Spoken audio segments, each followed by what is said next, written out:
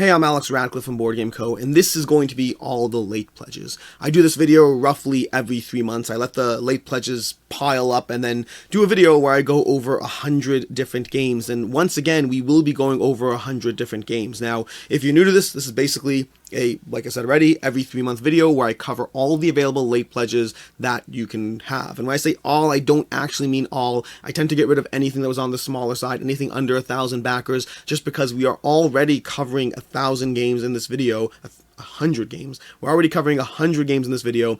Covering 1,000 would be too much. And to that end, the first 45 we're going to be covering are completely new. We haven't covered them in the past. I mean, we have doing other videos, but not doing a late pledge video. And then the remaining 55 are going to be various games we've covered already in prior late pledge videos. Those 55, I'm going to spend like 10 seconds per game, versus the first 45, I'll probably spend 30 seconds per game. We'll figure it out. I'll probably spend more time in the ones I like more. That's just how it works. If you appreciate these videos, then this by far is the single video type that takes the longest amount of effort and research on my end to put up. If you aren't a subscriber already and you want to subscribe, there's more content like this on the channel. And if you're not a Patreon and you want to support the channel, becoming a Patreon would be very helpful. And also, you get a free weekly video where I tell you not to back all the games, although, to be fair, now that I'm thinking about it, if your goal is to not back the games, you probably shouldn't be watching this video. So you can do that for free. You don't have to become a Patreon to do that. In any case, that is more than enough time dithering around. Let's go ahead and start off with, speaking of games I like, we have Primal the Awakening, which took its time being available for late pledge, but it is available now. Primal the Awakening by Reggie Games is going to be a boss monster battling game, one that I think is an incredible experience, and one that is available to late pledge. Now, be warned, the entry point to this game is not cheap. The entry point is going to run you, once you factor in shipping and everything else, you're going to be looking at around $200 to get this game, and that's just the entry point. Forget the all-in, forget all the gameplay, forget all the monsters and the expansions and the other characters and all the stuff that you can potentially get in this game. There is a lot here. The art is gorgeous, the gameplay is engaging. I really highly recommend, if you're interested in this game, feel free to check out my review of the game, feel free to check out King of Ravage's review, gameplay on Quackalope, lots of different content out there to see if this is a game for you. But for me, this is an amazing experience. Moving on, let me get my controls right. Moving on, we have Mythic Battles Ragnarok. Oh, and minor point, all the links to these late pledges will be in a pinned comment down below. A pinned comment, not in the description. With 100 games, there's too many videos, there's too many links and too many words for YouTube to allow me to have it in the description. So we're going to have all the links to the late pledges in a series of pinned comments down below. So check that out if you want the links, because you can't find them. For instance, Mythic Battles Ragnarok, where they don't have a link to their pledge manager. Come on, Mythic. Come on, Monolith. Not Mythic. Come on, Monolith. Put a link on your page so that we can actually go straight to the pledge manager. Either way, Mythic Battles Ragnarok is going to be the Ragnarok themed version of Mythic Battles. Some changes to the gameplay, minor changes. For the most part, it's going to be a thematic change, a thematic drift from the original Mythic Battles Pantheon, which is a highly recommended, highly rated game on Board Game Geek, a 2-player head-to-head, but also has more than 2-player modes as well. And this is Ragnarok. It's bringing you more amazing miniatures. Their miniature quality is top-notch, more amazing gameplay, if you like the gameplay, and more of the stuff. Oh, also more names that are hard to pronounce. I'm looking at you, Hrazvleg. Yeah, anyways. But that's going to be, Tyr, I can do Tyr. Tyr is easy to pronounce. It's probably Tyr, isn't it? Anyways, this is going to be Mythic Battles Ragnarok, a game that is available to late pledge because that's the nature of this video. Moving on, we have Hexlore It, the domains of Nizram. Sorry, let me try again. Moving on, we have Hexlore It, the domain of Mirza Noctis. This is going to be, well, another line in the game of the Hexlore It system, a gameplay system that I should really be diving into at some point in some way, although I don't know why I should, because I have too many of these games anyway that I'm not playing as frequently as I would like to. It's not an issue of the games being good or not, it's an issue of limited time and availability for what is a giant genre full of immersive RPG-esque games that give you depth of gameplay from here until tomorrow, and this is another system, one that I want to dive into. I haven't dove into yet. But either way, if you want to dive into this one or any of its predecessors, you can go ahead and back one of the various pledge levels over here, because it's on GameFound, so you can back it there. This was a GameFound run campaign. In any of these, if I use GameFound instead of Kickstarter, which is like 6 or 7 of them, then it's just a slip of the tongue, and we could focus on moving on to the next one.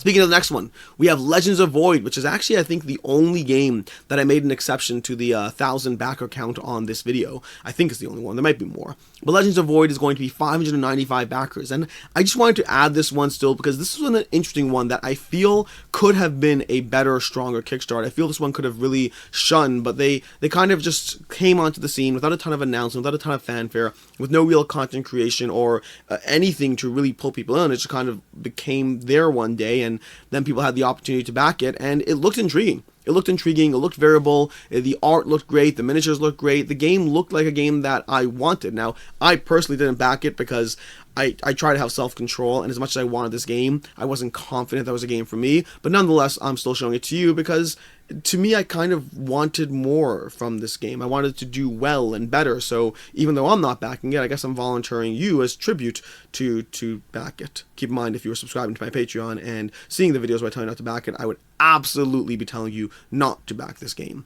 Anyways, Cellulose, a plant cell biology game. To be clear on the last one, it's not because the game's bad, it's because we don't know enough about the game or have enough general sellingness. I don't know what I'm doing here. Moving on, Cellulose, a plant cell biology game. This is going to be another game in the series of Genius Games. Has a bunch of these games. I can't remember their last one. They had Cellulose, and they didn't have Fructose. Fructose is a different game. It's going to be the subsequent one they come up. They had another one. I can't remember the name of it. It's not Cellulose. It's going to be Cellulose and Cytosis. Anyways, lots of science-themed games that are fairly well rated, great art, great gameplay, great education, all wrapped up in a little bundle that may or may not be for you.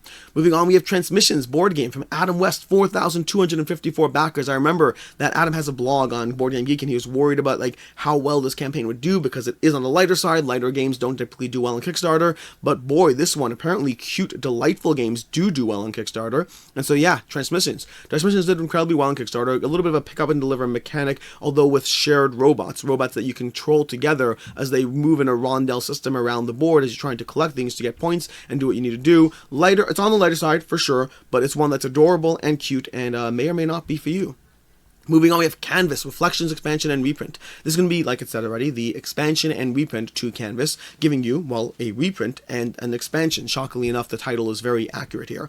15,656 backers, $791,000 for a game that also is on the light side. Absolutely on the lighter side. Make no mistake about it. This is a lighter game, but it's an amazing game. It's one of the best gateway games. It is possibly, I'd have to look at my collection, it is possibly the best gateway game, the best new gateway game to me as of 2021.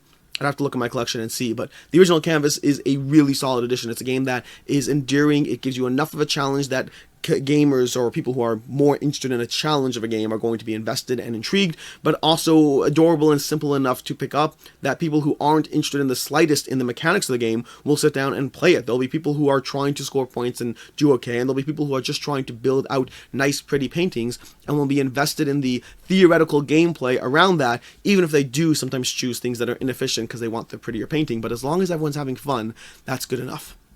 Moving on, we have Connecting Flights, an airline management board game. This is going to be by Bazet Games. This is going to be a game that gave you a competitive and a solo and or cooperative mode as you try to basically connect flights. The game is a puzzle of trying to manage your airlines, trying to manage your passengers as you move people around the board, as you navigate the different aspects of trying to move them from here to here, from there to there.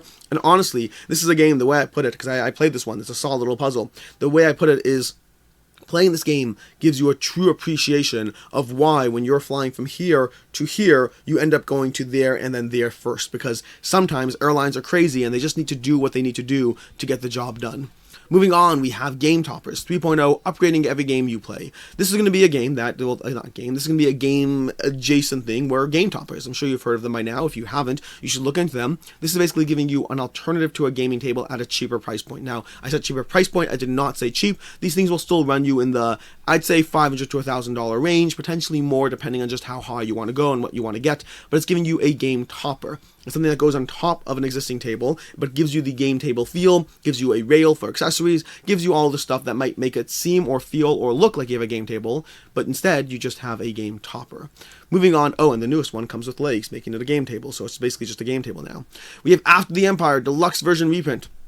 This is going to be a reprint to After the Empire, not After the Empire itself, although you can definitely get After the Empire as well. But for those who basically the game came out, it was well rated by a bunch of channels, including my own, and it's a game that after that people wanted more of it, and so they brought it back to GameFound, not Kickstarter, back to GameFound, bringing you more content for the game, a solo expansion if I recall correctly, as well as all the stuff that you may have missed out if you got the retail version of the game. And for myself, I want those extras. I want the extra content. I want the extra game trays. I don't care about the neoprene mats so much. It's nice, but I can't store these mats. I really can't store these mats. Where's the Kickstarter for the mat storage? I want the mat storage. I want like a little rack that goes up into my ceiling in a ceiling tile or something like that. I don't know what I want. Either way, After the Empire, that's going to be on GameFound.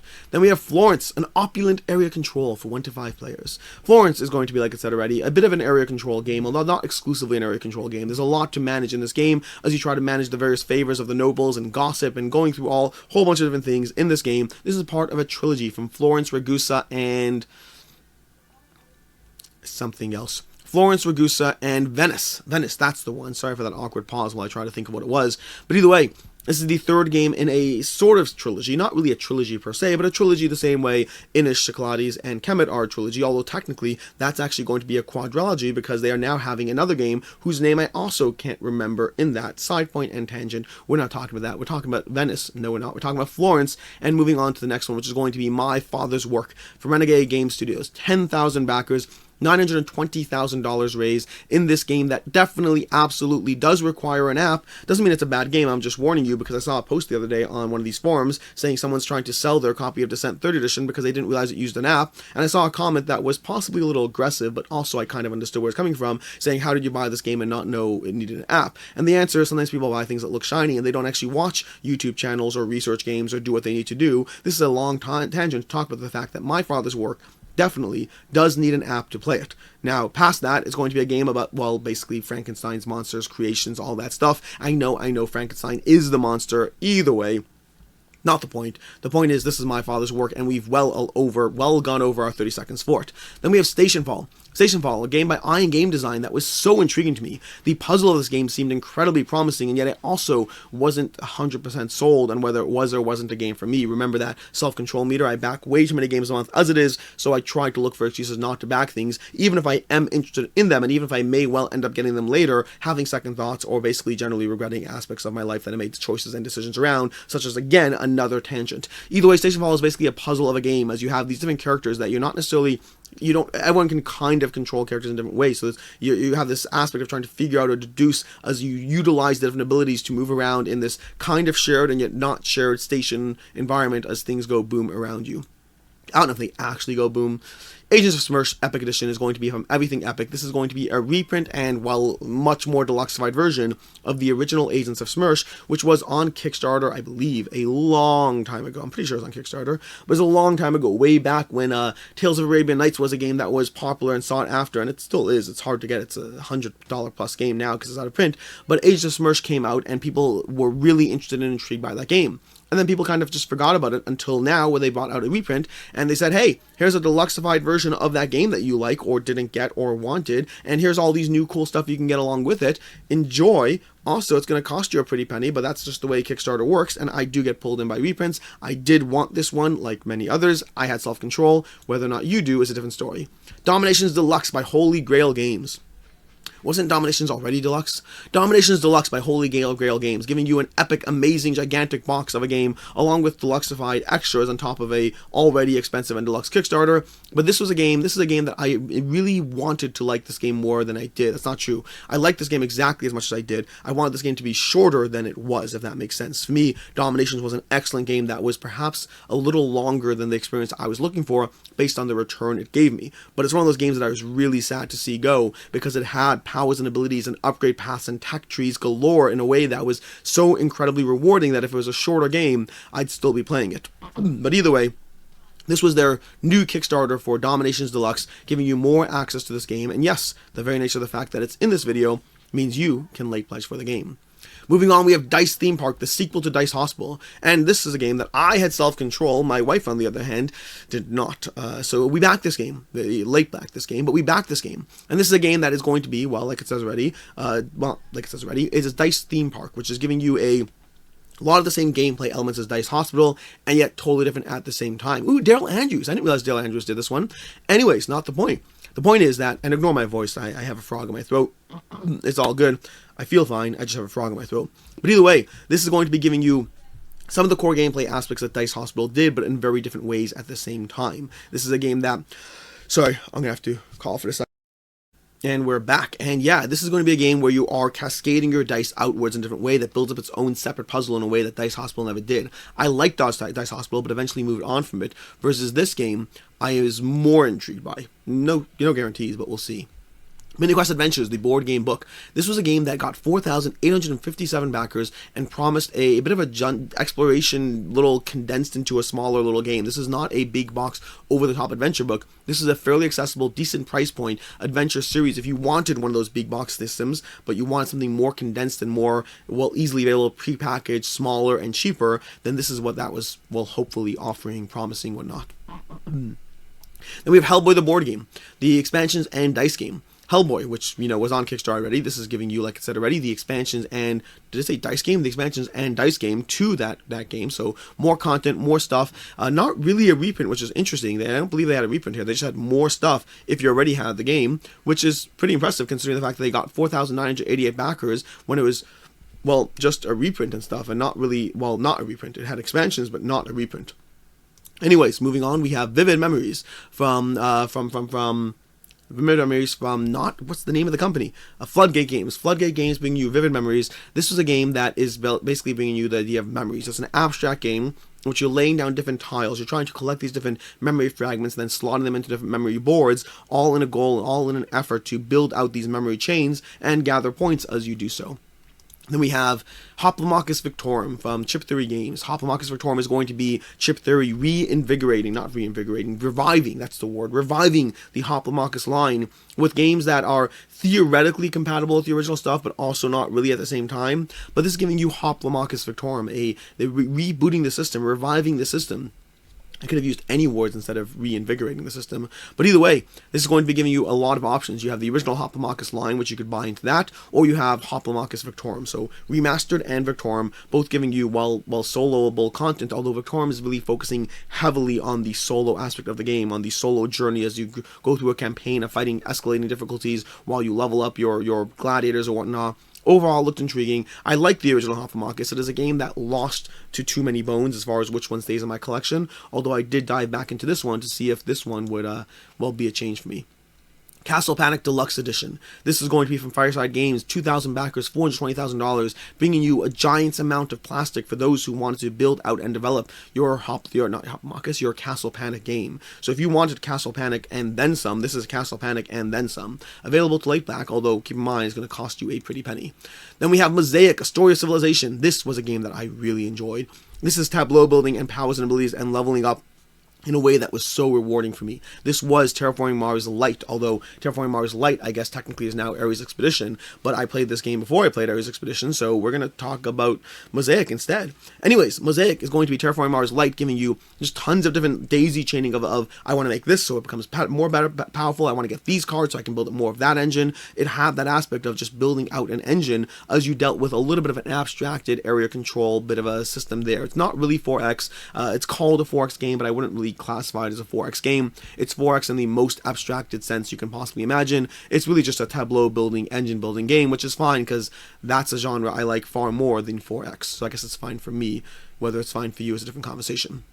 Then we have Paperback Adventures. Speaking of solo adventures, we have Paperback Adventures, a novel war game for 1 to 2 players. And yes, there is a 2-player mode, although it's built out in theory as a solo game first, with cooperation as a thing thrown onto that first. So if you're someone who's worried about the tacked-on solo mode, technically this is a tacked-on 2-player mode.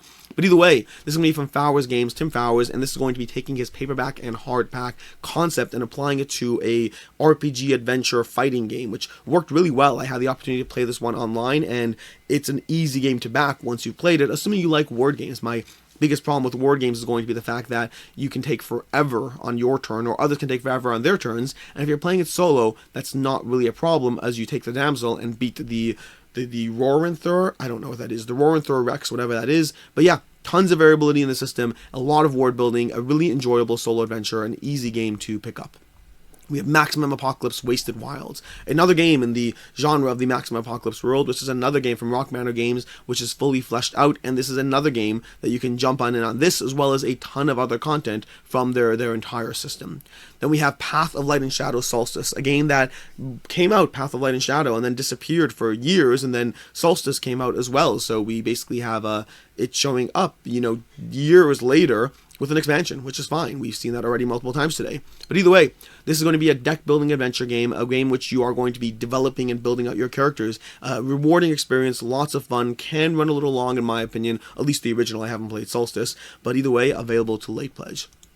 Then we have Lockup Expansion and Breakout. The Lockup Expansion, Breakout. Lockup's going to be a game by Stan Kordonsky, and it's one of the few games from his I have not played yet. I really should play it. I've played most of his games, and his games range from great to greater for the most part. I think it's an accurate assessment. And Lockup I haven't had a chance to play, although I heard it has aspects that are similar to Aladdin's Dragons, which is a game that I really enjoyed, so I really should get this to the table. I even read the rulebook, I just haven't played it. So I didn't back the expansion, because I don't back expansions to games I haven't played. Usually, I think, probably. But either way, Lockup Breakout.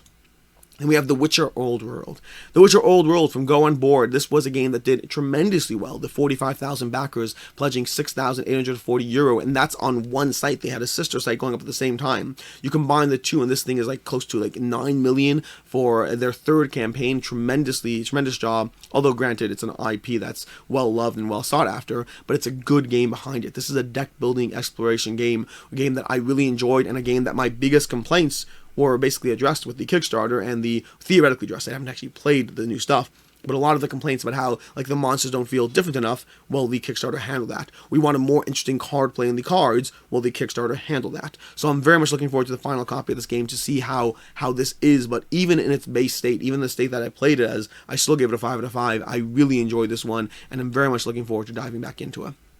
We have Keystone North America. This is a puzzly style game, a game that you're trying to manage 15 different scoring objectives. This is going to be a game similar to the genre and style of games as Cascadia, Calico, Verdant, any of these games where you're trying to draft different things in order to fulfill 15 different scoring objectives with a nature theme tacked onto it. And I mean, the theme is very much tacked on in my opinion, but ultimately it's a game about, well, grab the card, figure out how the Keystone species fits into your park, try to gather different scoring objectives, all while managing your personal objectives. A lot of fun from first-time publisher whose name is Rose Gauntlet Entertainment. Then we have Robot Quest Arena. Robot Quest Arena, this is going to be from Wise Wizard Games, and this is going to be their deck building skirmish game, basically. You have a bunch of robots in a pool, and you're building a deck and then attacking each other. It is a lighter weight game, but a lot of fun in terms of just trying to figure out which development of combination of abilities you're going to use to smash each other into the dust. Are you going to go for ranged melee? Are you going to go for movement and just continuously pound into the other person? A lot of fun ways you can build out what you're doing, plus a few modular expansions. That's going to be Robot Quest Arena. Paris. We have Paris, the Le Toll, I'm not sure to pronounce that. This is going to be from Game Brewer, and this is going to be their expansion to Paris, a game that I have not had the opportunity to play, but I've heard good things about. But overall, this is an expansion giving you a lot more of the same, as well as some differences as well, in terms of just building out your Paris game. I don't know enough about this game, sorry. Either way, moving on, we have Adele. Adele, which is a game about survival in space, basically. You have Adele is this rogue spaceship that's going, well, rogue. It's a one versus many experience in which one player plays as Adele, a spaceship that's slowly trying to kill all the other players on the ship, and then the remaining players are trying to survive. So it's a one versus many game, which is not a genre that has a ton of games in it. There's maybe, I don't even know how many there are, but there's not a lot of well-known games in the genre. But the idea of being a rogue spaceship trying to kill the players on it as you lock off different rooms, deprive oxygen from a room, the amount of theme you can potentially put into this game. I have not played it, so I don't know how good the game is, but the amount of theme you can potentially put into the system, this idea of it is so fascinating. Geez, these cuts, but I don't love coughing on camera. Moving on, we have Mechanical Beast. The Mechanical Beast is going to be from Side Room Games. It's going to be a game where, well, basically you're in this beast that is kind of trying to go self-destructive haywire, and you're trying to navigate around through it and shut it off in this evolving puzzle of different rooms and machinations all work together. A bit of a fun little puzzle from Side Room Games. Moving on, we have In the Hall of the Mountain King. Wait, nope, that's the wrong game. Fall of the Mountain King from Burnt Island Games. See, this is the problem when you have game systems that are a little similar in overlap, because now I'm just confusing the two. Although Fall of the Mountain King is not a game I should be confusing, because that's the delightful area control game of building up powers and abilities, of recruiting different trolls, of trying to figure out the most efficient way to get as many points as you can in this game that gives you a ton of different ways to get as many points as you can. This is a lot of fun going on in this game. This is going to be from Burnt Island Games, who, well, I mean, that's the most recent game that they had on Kickstarter. Moving on, we have Fighters of the Pacific, a game that I'm realizing as I look at this page says the Pledge Manager is open until September 15th, which is the day I'm filming this, which is why the Pledge Manager was still open, but perhaps it's no longer open when you get to it. So, I guess we'll see. Anyways, moving on, we have Arkan War as a 2-player tactical card game in which you're going to be playing out different cards as you choose different factions, and these cards are going to go into a grid as you try to take these turns of activations and attacking one another with, well, powers and abilities galore, because that's how card games tend to work. Moving on, we have War Room, a Larry Harris game. War Room is going to be a game that is going to be a reprint of the original War Room, which is a game that is like a 6 to 8 hour long experience, and potentially not 8 hours. And let's call it a 4 to 6 hour long experience of epic gameplay as this map kind of looks epic. I mean, look at this map. This looks like epic gameplay. This looks like there's a lot to take in. This looks like Risk on like major steroids. And yeah, this is going to be the second edition, which is actually cheaper than the first edition currently. So perhaps go ahead and jump on that. Then we have Deliverance, a game of spiritual warfare, a game of angels, demons, and the saints caught between. In this game, it's a little bit of a dungeon crawler-esque style of game, and it's one which is a unique, like it says already, a bit of a unique theme going on for it of, you know, religious and spiritual and all that. Supposedly well rated from those who played it. I did not have the chance myself, but looks intriguing.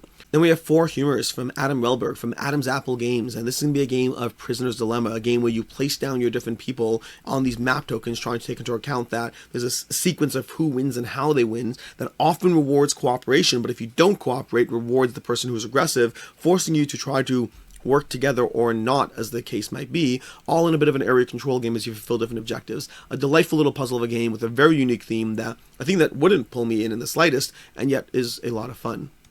Next up, we have Robinson Crusoe Collector's Edition. This is a game that the Pledge Manager only recently just opened on GameFound. This is going to be, well, Robinson Crusoe, one of the top 100 games on Board Game Geek, a game that's been out for a long time, and then they finally brought it back to well, not brought it back, they brought it to crowdfunding with a gigantic, over-the-top version of the game with the miniatures and extras and tons of stuff. I mean, you could easily spend $400 on this thing, which is surprising for a game that you can get like for $40 on Amazon, although that's an apples to oranges comparison, because all the expansions, all the content, all the miniatures. It's a game where if you want to just jump in this game, then yeah, just go to Amazon and that's it. If you want to really jump in on this game, there's a lot to get over here. Next up, we have Six Siege, the board game from Mythic Games, and this is one of the better skirmish games. Not saying one of the better, is it one of the best? This is the best skirmish game I played in 2021? Possibly. I'd have to take a look at my list. But this is definitely one of the better skirmish games I've played. Not one that I was expecting to be, because it has more of a modern theme. And a modern theme, like, the miniatures looked gorgeous. I knew that as soon as I first unboxed the game. But that doesn't mean it's a good game. And I'm a little wary of anything that has a first-person shooter tacked on. But ultimately, forget first-person shooter, this doesn't have that mechanic. This does have a skirmish game, dungeon crawler-esque style of gameplay with range mechanics and dice rolling, but think of it as any ranged attack. Do not think of this as a first-person shooter at all. This is tactical skirmish combat in a way that works really well. The main caution I would give is I do think it's probably best as a two-player experience. I have not played it at more. I think it's probably best as a two-player experience, but, you know, time will tell on that one. And you can play it timed or not timed. Then we have Val and Villainy, Ludwig's Labyrinth. This is going to be the sequel to Val and Villainy, bringing you, well, the same gameplay as Val and Villainy, but not exactly the same, because this is bringing you legacy-light gameplay, meaning legacy game that you don't actually destroy any components, as well as bringing you a more of a cooperative experience if you want that, instead of the one versus many experience that the original brought to you. Lots more stuff, more cards, more spells, more everything, more bosses, more miniatures, all that stuff in this game. Next up, we have Coalitions. Coalitions from Phalanx Games. And this is not one that I remember a ton about. I never looked into this that heavily past covering it for the channel, but this is going to be from, well, designed by Andrew Rourke, and this is going to be one that gives you a bunch of modules or options or gameplay stuff that you could add on. If it's clear that I don't remember much about this game, it's because I don't remember much about this game. Next up, we have Forest of Pangaya, a game that's going to be reminiscent of photosynthesis in the way you're building out trees and you're trying to manage a bit of a puzzle, a placement puzzle, as you try to figure out how to grow these trees in the system while taking into account all the other things that are going to actually lead to the scoring objectives to winning the game. It looks gorgeous, looks amazing, one that this is always at times these late pledge videos end up costing me money as well, because things that I had self-control the first time around, I tend to walk away from the second time.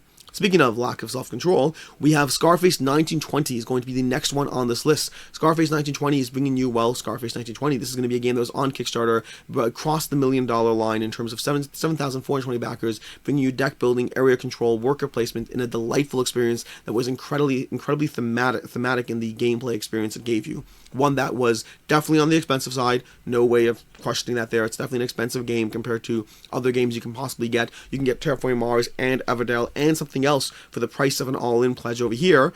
But at the same time, if you are interested in this game, if you do like the mob theme, this was incredibly well done.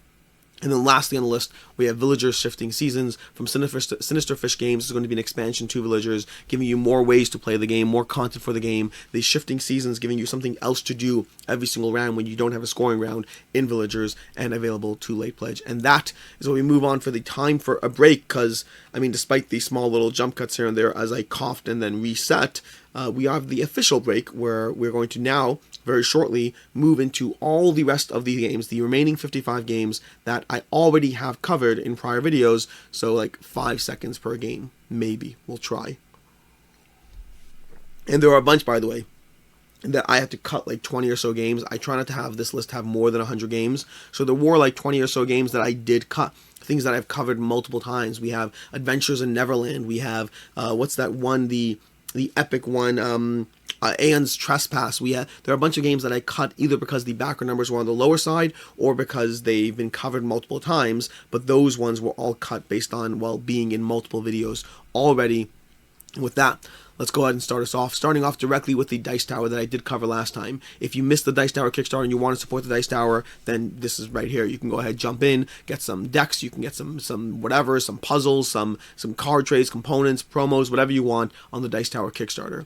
We have Wolfenstein the board game from Arkan Studios, still available to late pledge. They recently brought you Master of the Universe Fields of Eternia, and this was, well, one that you can still back. It's one that is available. I'm still debating this one. Either way, moving on, we have Divinity Originals in the board game. This is going to be one that we're going to see for a while, which means eventually I'm going to phase it out, even if you can still late pledge. But this is going to be a game that's bringing you the PC game brought to a board game, and it's one that they're taking their time with the development and trying to make it as good as possible and all that stuff.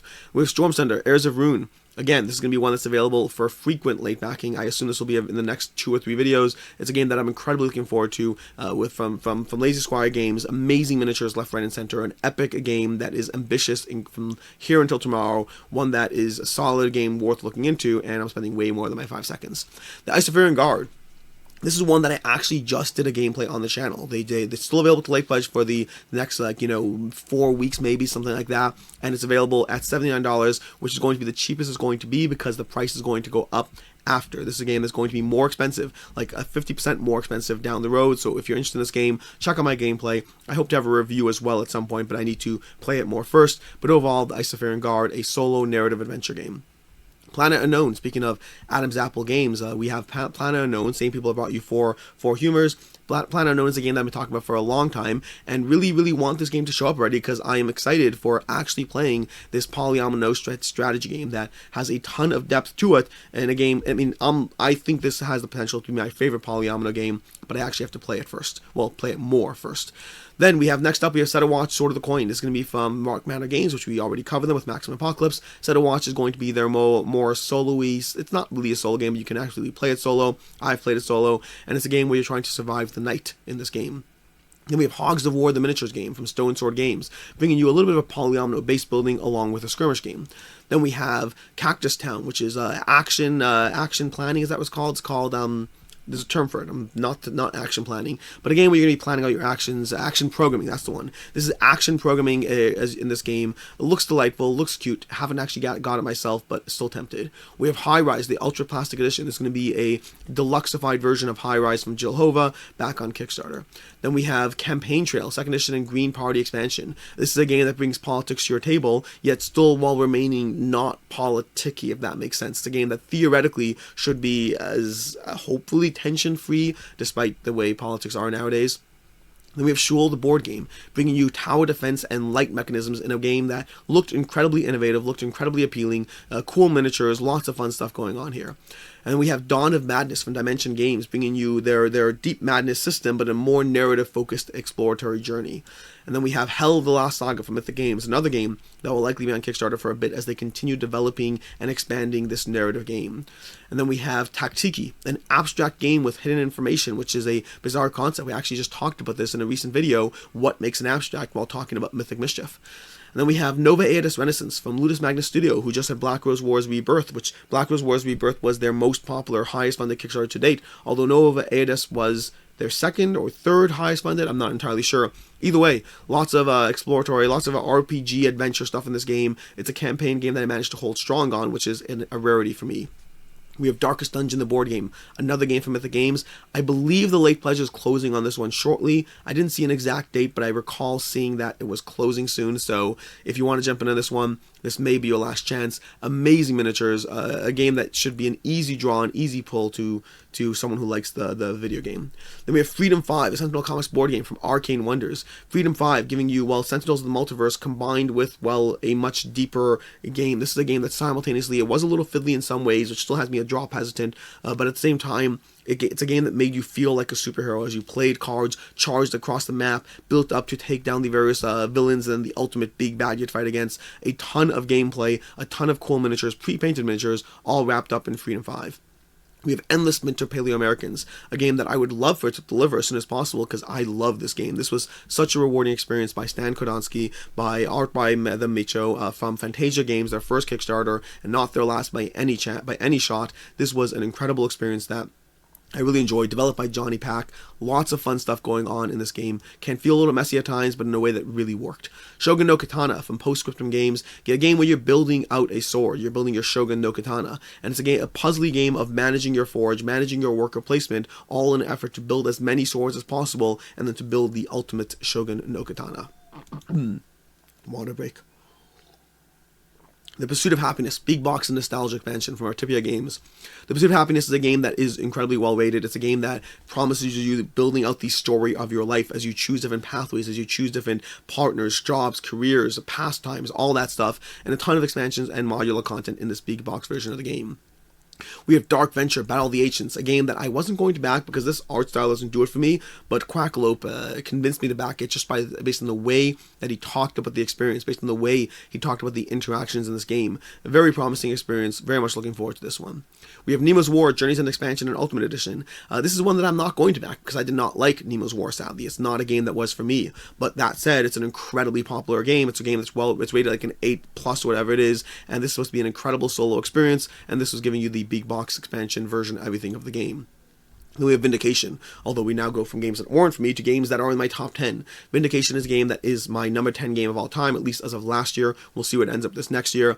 But overall, Vindication is a delightful experience, a game that I continuously dive into, a game I continuously want all the content for, a game I continuously want to explore in this puzzly experience. And then we have Darwin's Journey. Darwin's Journey is going to be an epic Euro game. We saw a lot of these heavy Euro games on Kickstarter in like the earlier half of 2021. A lot of gigantic immersive experiences promising you the goodness of games like Tolkien, of Towansuyu, but wrapped up into a Kickstarter deluxe-fied version, and Darwin's Journey seemed to be a promising game. Not one I've actually played. Then we have Tinner's Trail by Martin Wallace. Speaking of heavier games, this is going to be by Alley Cat Games, bringing you a reprint of Tinner's Trail from Martin Wallace. A great game. I mean, in general, Martin Wallace is a fantastic designer. Tinner's Trail is a great experience, a game that I really enjoyed, and they brought it back to Kickstarter with, well, Alley Cat Games. We have Castle Mad King Ludwig Collector's Edition, bringing you, well, the Collector's Edition, the same experience, the big boxness you got at a Suburbia big box. They brought it for you in Castle Mad King Ludwig in case you felt you needed that for, I mean, in general, Kickstarter gives us more than enough ways to spend lots and lots of money on games we didn't need to spend lots and lots of money on. And we have Carnegie. This is going to be another one of those heavy Euro games brought to Kickstarter. This is going to be by Xavier George, who brought you Troyes and brought you Carson City, some amazing games in my collection, Black Angel. And this is going to be Carnegie. Carnegie is going to be a heavy Euro game as you play as Andrew Carnegie, as you build up your railroads and manage your factories and buildings and employees in this phase game. the phases of the game. Then we have Alba. Alba is going to be an open world adventure book story, a different kind of experience, more of a choose your own adventure, but 10,000 backers, 270,000 pounds raised. This is one you can still go ahead and jump on because it's in this video. Then we have Radlands from Roxley Games, bringing you a 2-player head-to-head not deck building game, a 2-player head-to-head game of these cards, of this, I'm just using my words, butchering, a 2-player card game. Let's just go with that. It's hard to say games, it's hard to talk about games successfully in 5 seconds. Corica Quest is going to be a kid-based dungeon crawler. See, that I can do in 5 seconds, by Dan and Cora Hughes. This is a delightful experience, and yes, I'm biased because, well, I mean, after I said I liked the game, I did write a adventure and journey with Ricky in this game. So there's going to be a little journey from Ricky with the I'm not going to tell you more about it, this stuff in this game. Core Worlds, Empires, and Nemesis from Quixotic Games. This is a game bringing you, well, Core Worlds. If you ever played the original Core Worlds back in the day, I don't even know when it came out, 2011, 2012. Either way, they brought it back finally with this newest version of the game. They added multiple expansions, and they also brought you Core Worlds Empires, a worker placement game in the same universe. Then we have Lucky Duck Games bringing us Kingdom Rush Elemental Uprising. I already love the original Kingdom Rush. Kingdom Rush Elemental Uprising was another solid addition, and this was their giant Kickstarter to go ahead and jump into that if you wanted to.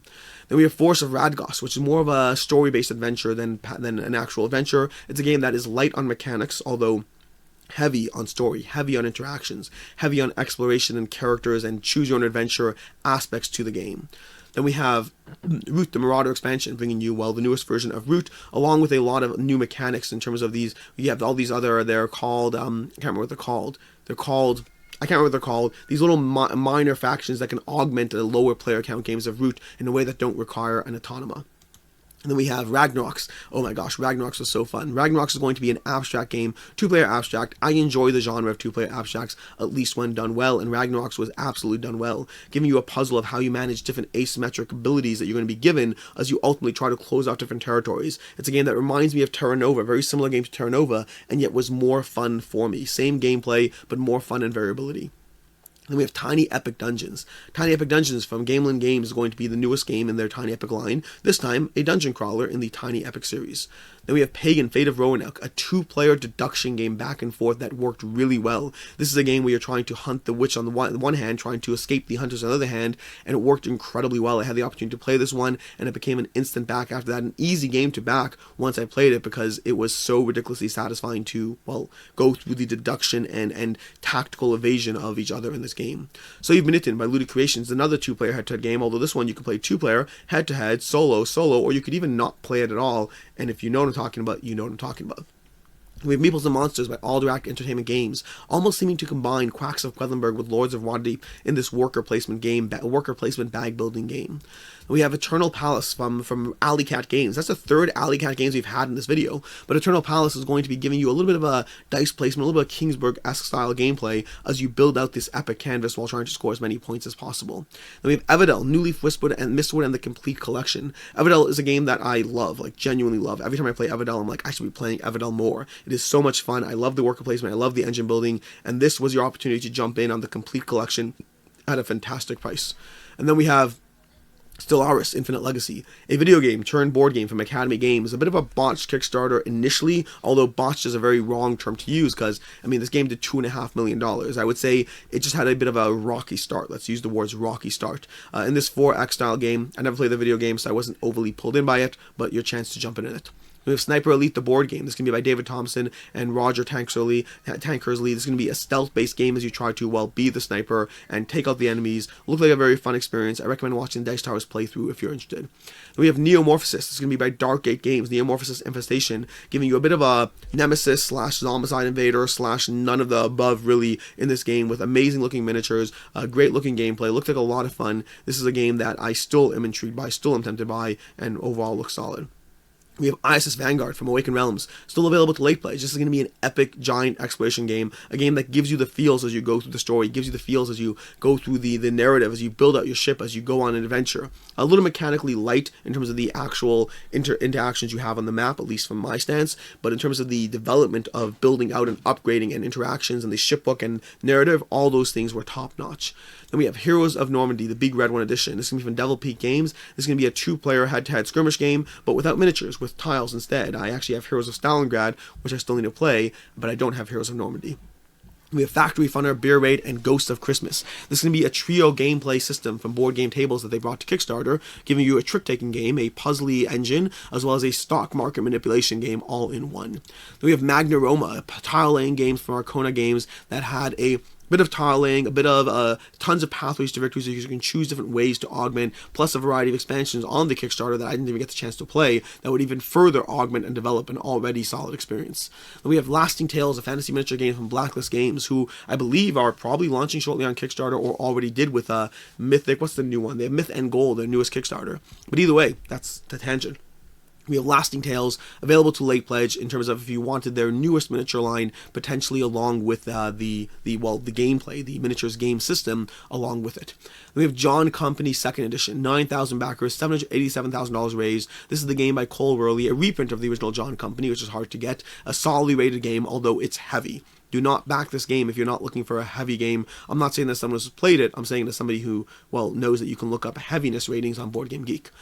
1815, Scum of the Earth, a game with some of the most gorgeous art from Tristan Hall, some of the most gorgeous art I've ever seen in a game. Like, in all seriousness, let's look through this page, look through the artwork. We backed this game because of the artwork. The game looks like it might be fun too, but we backed this game because the artwork is incredible, and we're hoping the game delivers as well. We have Boogeyman the board game from Antonia Ferrara. This is a game that the trailer actually looked great. I recommend watching the trailer. Saw a little trailer giving you a lot of chills and thrills as you go through it. But overall, it's a game of trying to survive the Boogeyman as you have, these messed up stuff happening to you, pets and babysitters and all these things. And then finally and lastly, we have Australia, Big Box, Revenge of the Old Ones, and Tasmania. This is going to be the subsequent expansions to another Martin Wallace game, the second Martin Wallace game we're talking about today. A game of basically rail management, of building rails and connections, but then also zombies and great elder ones, not really zombies, great elder ones in this game. And that is everything. That is 100 games covered in this late pledge video. A lot to go over. Like I said already, there will be links in the description down below. Not description, there'll be links in a pinned comment down below in case you want to jump to any of these particular late pledges. A lot of games out there, a lot of things to still spend money on, even if you remain strong or unawares or only recently discovered my channel. All things are possible. In any case, until next time, I am Alex Radcliffe from Board Game Co., and I hope you have a good one.